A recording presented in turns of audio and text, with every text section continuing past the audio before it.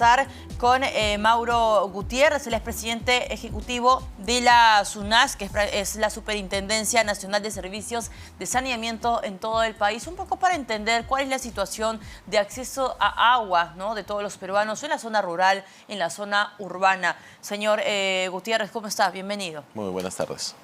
A ver, en principio, lo que han hecho desde SUNAS es hacer un balance de cómo está, digamos, más o menos el panorama a nivel nacional. ¿Estamos cerrando las brechas? ¿Cuál es el diagnóstico que se hace, por ejemplo, ahora en el 2023 de todo esto que hemos visto post pandemia? Bueno, quiero hacer un poco la introducción de por qué estamos discutiendo este tema. El día de ayer desarrollamos un evento, hemos denominado Las Caras del Agua, junto con la Universidad Católica, en la que se invitaron a varios especialistas de distintos sectores con el propósito de analizar los impactos que tiene el abastecimiento del servicio. Un elemento central, como ya has mencionado, es que en el último tiempo, en los últimos 15, 20 años, el sector ha ido creciendo, pero todavía tenemos retos importantes. Aproximadamente 1 de cada 10 peruanos todavía no tiene acceso a la red pública de agua potable. Y también pasa una cosa similar en el alcantarillado, que es un elemento central. A veces pensamos que solo es agua, es tema de alcantarillado, la recojo. ¿Se refiere al desagüe? El desagüe, exactamente, ¿no? La recolección de las aguas que utilizamos en las casas y luego su tratamiento, que también es un elemento central.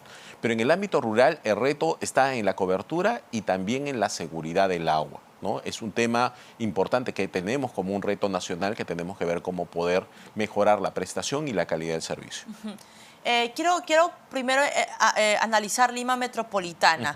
La cobertura de agua, no estoy hablando de desagüe todavía, señor Gutiérrez, ¿es a un 100% de hogares ya tienen acceso a esto o todavía hay cierta brecha? ¿Nos puede contar, por favor? Ahora, desde la perspectiva de la SUNAS es el organismo regulador. ¿Y por qué intervenimos en esta materia? Nosotros no consumimos directamente, pero sí vemos las tarifas. Y es importante que entendamos que todavía en Lima, incluso que es la ciudad capital, claro, el 93% de la población tiene el servicio, pero todavía existe aproximadamente el 7% que todavía no está conectado a la red pública de agua potable. Por eso la importancia de la tarifa. Las tarifas permiten, en primer lugar, financiar la operación y mantenimiento de las redes existentes, pero también la necesidad de poder realizar las inversiones para poder abastecer a la población que no tiene agua en este momento. Cuando usted se refiere que el 7%, digamos, de la población que vive en Lima Metropolitana no tiene acceso a la red pública, ¿se refiere que cuando abre el caño no sale el agua? No, no tiene caño. Ni siquiera tiene caño. No tiene caño. Recordemos, y esa es una problemática importante en el país. Nosotros tenemos, si miramos Lima es una ciudad que crece exponencialmente, claro, sí, ¿no? Y por lo general, la oferta de agua, las conexiones de agua van detrás de donde la población se ubica. El crecimiento desordenado de las ciudades, cosa que no solo sucede en Lima, pasa en las principales ciudades, en la costa en particularmente, la población, las ciudades terminan creciendo de manera desordenada. O sea, hay un 7% todavía en Lima Metropolitana que tiene que buscar el camión cisterna, tiene que sacar plata de su bolsillo para llenar sus baldes. Así es. Y por eso es importante, en la lógica de la multidimensionalidad del agua, poner en conciencia que muchos pensamos que el agua viene del caño directamente, pero hay otros que ni siquiera tienen acceso al servicio. Las personas que no están conectadas al servicio, están en la zona periurbana, este 7% que mencionaba, por lo general consumen la tercera parte de lo que nosotros consumimos. Y ni aún así tienen acceso. Así es. En promedio, un hogar conectado consume 15 metros cúbicos. Un hogar no conectado que tiene que comprar agua en camión consume más o menos 5 metros cúbicos. ¿Cuánto pagas en promedio por metro cúbico? Uno conectado, 3 soles. Una persona que no está conectada y tiene que comprar de camión paga entre 18 y 20 soles por metro cúbico. Entonces, el efecto tiene 2 efectos importantes en no estar conectado. Consumes menos, que tiene impactos en un conjunto de otras, y pagas 6 veces más. O sea, el impacto es doble, tanto por cantidad como por precio. Me quedo con esta cifra, señor Gutiérrez, porque solamente estamos analizando Lima. Quiero irme más allá, de Lima Metropolitana. A nivel nacional, ¿cuántas familias todavía, o cuántos peruanos, no sé si lo están contabilizando por hogar o por, digamos, de persona individual, todavía tienen que pagar al camión cisterna para poder acceder al servicio de agua? De acuerdo a la información de la ENAPRES del año 2022, por ejemplo, te mencionaba que aproximadamente es alrededor del 1 de cada 10 peruanos que no están conectados, ¿no? Y que tienen que buscar formas alternativas para poder abastecerse del servicio. Una de las cosas que decíamos, y esto es importante, ¿no?, para ponernos en la reflexión, y este es un elemento que desde la SUNAS queremos impulsar. El no tener acceso al agua no solo es un tema de facilidad de que limita el aseo personal, sino que tiene impactos en dimensiones muy importantes para el ¿Cuáles, desarrollo. por ejemplo? Primero, si no tienes agua, disminuyen tus capacidades de los niños, ¿no?, en atender el colegio de manera adecuada. ¿Por qué? Porque tienes que buscar el agua. ¿Quiénes generalmente son los encargados de buscar el agua? Los niños, ¿no? Les encargas a los niños de la casa que busquen el agua. Pueden destinar hasta 2 horas en la búsqueda de agua. 2 horas menos que podrían dedicarlas al estudio. Un niño que tiene menos acceso al agua tiene menor atención en clase. Además, eso es en educación. Si yo lo miro desde el enfoque de género, dentro de las casas generalmente el encargo se lo dan a las niñas. Claro. Las niñas terminan siendo las más afectadas con este tema de la Exacto. falta del acceso. Y además, cuando vamos a los baños, las niñas están en mayor desprotección porque tienen, en zonas tienen que hacer sus necesidades Exacto. y no tienen acceso a los baños. En salud, el impacto que tiene el agua es enorme. ¿Por qué? Porque la falta de agua aumenta la probabilidad que puedas tener desnutrición crónica infantil. Señor Gutiérrez, entonces 1 de cada 10 peruanos todavía está pagando, digamos, un camión cisterna para poder acceder a agua. Así es. A nivel nacional. Sí.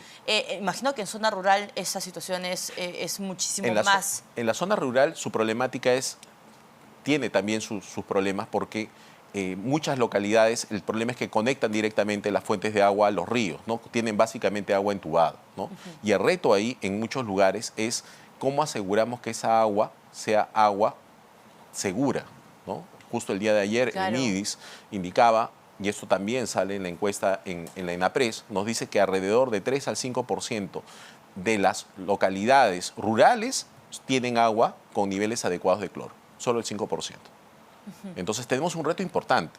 Si nosotros estamos aspirando a ser un país desarrollado, ¿qué necesitamos? Cubrir la necesidad básica, que es el agua. El tema es la de base, OCDE, que está también ahí es detrás. el tema de la base del desarrollo. Si nosotros no tenemos agua en condiciones adecuadas, no aseguramos la sostenibilidad. Y ese es un tema también importante de todos los usuarios del agua. Nosotros como regulador y como usuarios tenemos que ser conscientes que el agua es un elemento central, pero además las tarifas sirven para la sostenibilidad, pero también para el desarrollo de infraestructura que permita que los que lamentablemente no tienen el servicio puedan tenerlo en el menor tiempo posible. Entonces, aquí este panorama que nos pone sobre la mesa SUNAS tiene muchas lecturas. Obviamente ese es un espacio económico que también, digamos, existe, porque, a ver, costear 1 metro cúbico, me dice que es 6 veces mayor que alguien que tiene acceso, ¿verdad?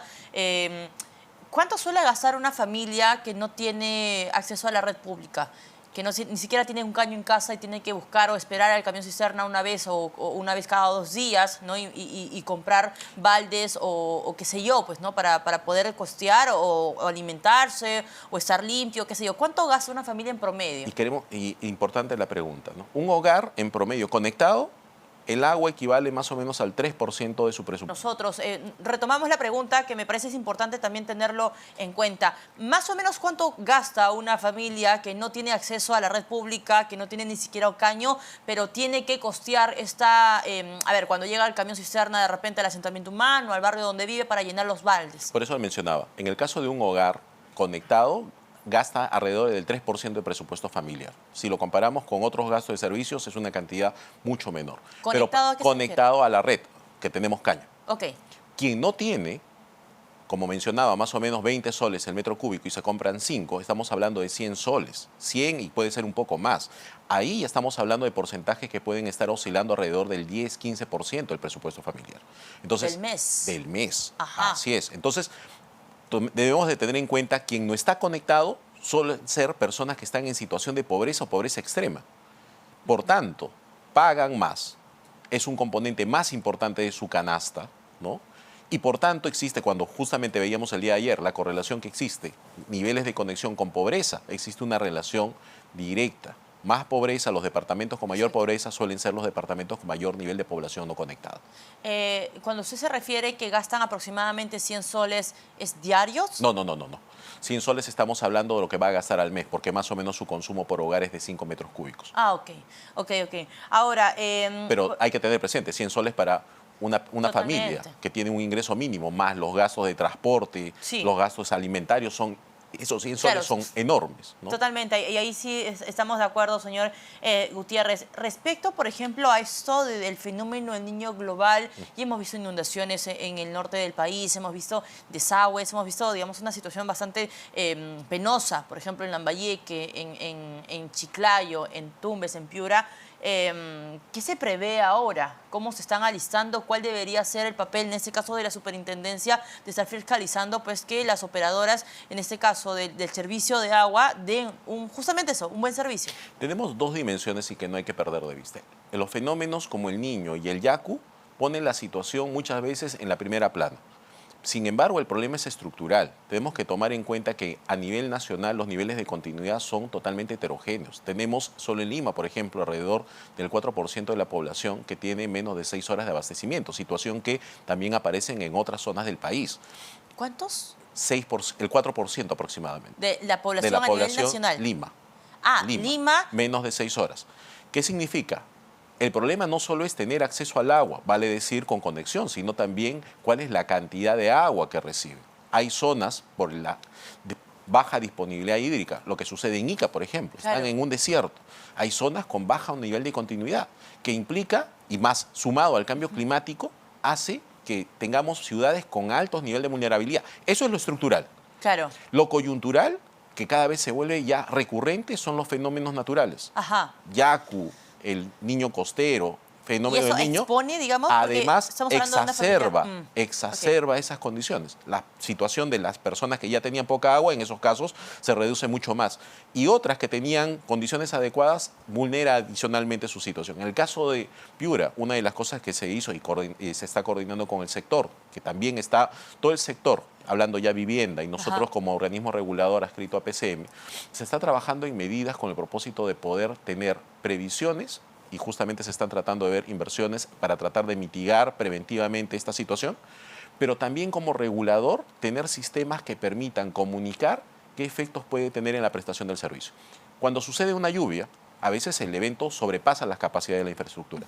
Pero lo que la población muchas veces pide es que se les informe por lo menos los horarios de abastecimiento, por ejemplo, de los camiones. Totalmente, ¿no? totalmente, ¿no? Y acá hemos recibido una cantidad de denuncias al Rotafón, ¿no? Diciendo, estoy llamando a tal empresa, estoy llamando a Sedapal y no me responden, no sabíamos que nos iban a cortar el agua. ¿Hay sanciones que se están manejando allí? ¿Cómo se está, digamos, poniendo los dientes, digamos, a SUNAS para hacer que esto se cumpla, ¿no? Adecuadamente. Dos elementos importantes, y a veces la población, y esto también es relevante, que se comuniquen con las SUNAS. Las SUNAS pueden comunicarse con su EPS, pero también está la SUNAS para nosotros identificar los puntos. Nosotros todos los días... ¿Una línea, digamos, gratuita? Sí, hay una línea gratuita, ¿no? El Fondo SUNAS, ustedes buscan en internet y van a encontrar justamente el número telefónico respectivo, donde se pueden hacer las denuncias o solicitar información, y ahí los canales de atención van a realizar justamente la atención respectiva. Nosotros todos los días escuchamos el rotafondo y hacemos el seguimiento justamente de cada uno de esos casos.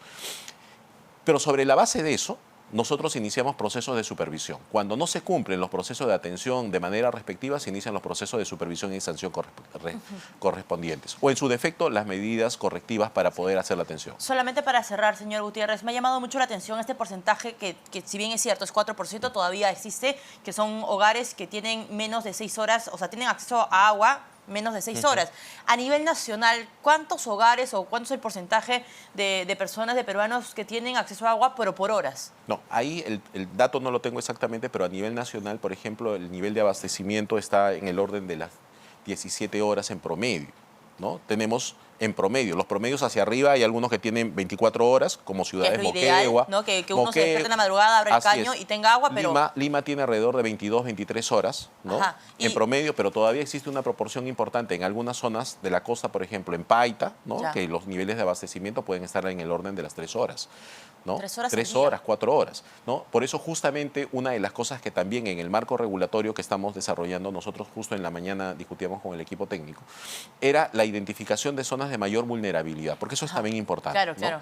Identificar cuáles son las zonas de mayor urgencia donde se tienen que desarrollar las inversiones, donde son más críticas justamente por tener bajos niveles de continuidad. Exactamente. ¿No? Muy bien, señor Gutiérrez, le agradezco mucho que nos haya acompañado esta tarde. Mauro Gutiérrez, presidente ejecutivo de la